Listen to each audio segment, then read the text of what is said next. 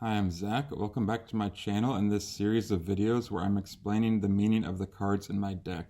So my cards all have characters from my game Monster Garden on them, as I've explained in other videos. And my game Monster Garden is all about growing a garden and meeting monsters to invite to come back to your garden. So the game has 3 levels, and in each level there's different monsters you can meet depending on how you play, and try to get them to come back to your garden with you and also make the garden bigger and filled with monster friends.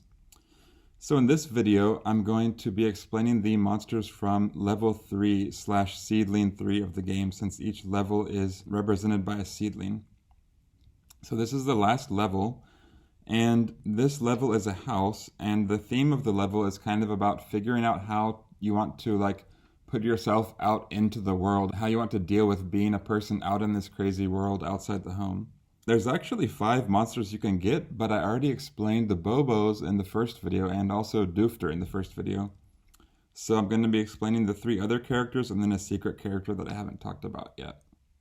So the first character that I'm going to show is Q, the Broken Bully character.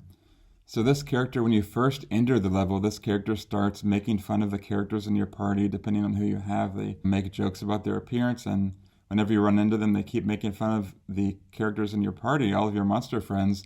But if you follow them, it turns out they were just feeling alone and scared and felt like they had to lash out at other monsters. And if you follow them all the way to the end of their path, the whole level is kind of like a branching path.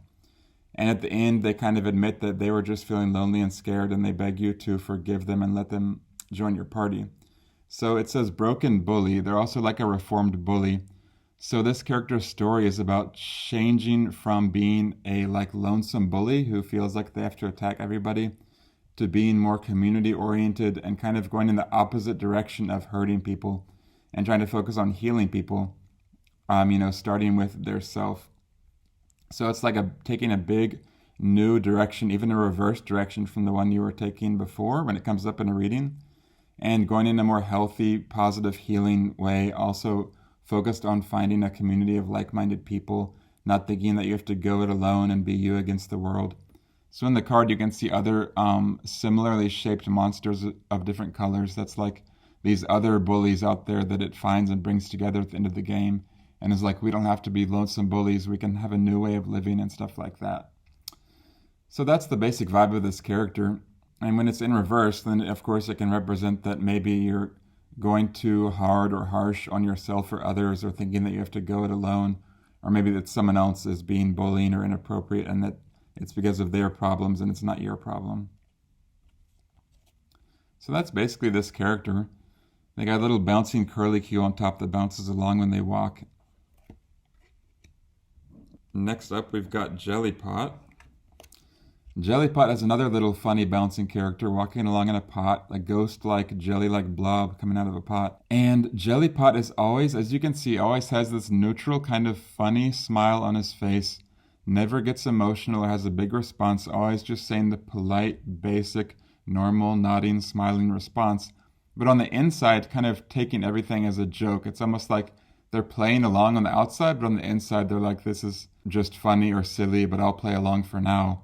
Or kind of who knows what they're really thinking. They're kind of mysterious on the inside, but the outside is totally sensible, 100% sensible response. So it kind of represents the maturity or wisdom of an adult playing with a child, where the adult plays along, they smile and laugh and everything, but they're just aware of more stuff that's going on than the child is per se, and the child might throw a tantrum if they lose a game or whatever, but the adult wouldn't really care that much because they're not so invested. So the card actually has a lot of wisdom and kind of more awareness than they let on. You never really find out quite how much they know. But you can see in this photo, it's the ending of the game with Jellypot and the bosses from the different levels, as if he's kind of on the level of these mysterious boss characters and is not intimidated by anything, and kind of a mature or top level character in a sense, even though they never really act like it or say anything special or tell anyone what to do or share any of this hidden knowledge or wisdom. So it's kind of also hidden secrets. So when it comes up in a reading, it can also be about that just right now it's just the time to play along in the role you have and recognize that it's just a role for now. You're not going to be this way forever. That just play along a little longer and don't try to do too much. It's kind of just sticking with and embracing the role that you're in, even if it has limitations, that's kind of worth it for now. You don't have to do everything all by yourself or take things too seriously, take them too much to heart. So when Jellypot's in the reversed position, this can mean that you or someone is being too serious all the way to the core with no like sense of play or any joy in what they're doing. It can also mean that you or someone is trying to do too much all over the place, even beyond the scope of their role. It can also mean that you or someone is kind of holding back too much. Like Jellypot has this mysterious reserved side, but in the reverse it can be that you should be a little more upfront with what you're feeling. So that's Jellypot. Then we've got Tenty. Tenty, as you can see, looks like a little television set. He's got these wonky legs, these antennae, and it says broken and beautiful. So he's like a broken television set. This monster is all about just complete self-acceptance, embracing all your flaws and not even trying to get better, just recognizing this is me, this is how I am, and even finding beauty in the flaws and broken parts. So it's just about complete self-acceptance, just putting yourself out there in the world with your funny, broken parts, kind of just enjoying how you're just awkward and weird and not perfect. It's kind of a delightful, just a humble, delightful card. Just kind of silly the way he's just like self-aware, but also just joking about himself and just swinging his broken legs around. So I think this is a really fun card. In the reverse, it can represent trying to fix something that can't be fixed, or thinking that everything has to be totally perfect, when in fact nothing can be perfect, and sometimes the beauty about things is in the imperfections. It can also just mean that you're going too hard on yourself, expecting yourself to be perfect when you can't, and that maybe you should just kind of have a little more self-acceptance in your situation and just enjoy your flawed, awkward self. So that's Tenty. Then, last one is Drizzy. This character is actually not from the 3rd level of the game. It's a character you can recruit in the 1st or 2nd levels. It's kind of like a secret character, but I'm putting him in this video because I already did the other characters from this level. But Drizzy is a character you can unlock if you try to kind of go against the game, because the game is all about befriending monsters, but if every time you have a chance to befriend a monster, you just say no, sorry, no, bye, and turn them all away, then you get Drizzy. So Drizzy kind of sees that it's inside a game. It's kind of it's the most aware character, and it understands this is just some pixels and text on a little computer screen. It's actually no big deal. And it has the power to delete monsters or delete things from the game, almost like it's accessing the code of the game. So it's very like a meta character, meta-aware with meta powers. So it's all about seeing things in a big picture, seeing the system as a whole, and kind of in a really big picture that we're just like this speck in the universe. The Earth is this tiny little rock in the universe. We're all nothing in the grand scheme of things. So in upright position, it's in a kind of positive way, like a transcendent feeling, or also like not being intimidated by things, seeing that things are all just nothing in the grand scheme of things. There's no reason to be scared of a person or a situation when none of it really matters that much. So in a sense, it can be kind of liberating or freeing to not be too stuck down in a small view, but taking a really big view.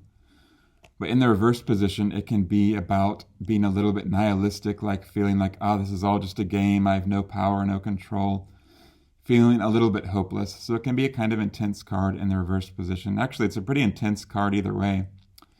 But I also feel like it's related to art in the upright position. I realized like art is all about kind of making us see things in this sublime, kind of awe-inspiring beauty of the universe way. So depending on the reading, it can represent really like high quality, stunning art, or something really like stunning that just shocks you into silence in a kind of beautiful way like that. So that's Drizzy. It says big void energy. He's always talking about the void and kind of like nothingness and stuff like that, while just kind of floating in the background, speaking in kind of mysterious rhymes and stuff like that. So that's Drizzy. That's all the characters in this reading. And that's all the characters, all the playable characters in the game. There are some other cards from my game that are NPCs, background characters, and kind of even objects from the game. So I'll explain those in future videos, but this is the final video of the actual characters that you can have in your party and, play as in the game. And so if you enjoyed these videos, please comment in the comment section. Let me know what you thought about the characters and the cards. There's a link to the game in the description box as well. And I hope you'll subscribe to my channel if you're enjoying these videos. I hope these more detailed videos of the meaning of the cards and characters help you understand and get a little more out of the readings. So thank you for watching. There will be more videos of the rest of the cards in my deck, like I said, and I'll see you in the next video. Bye!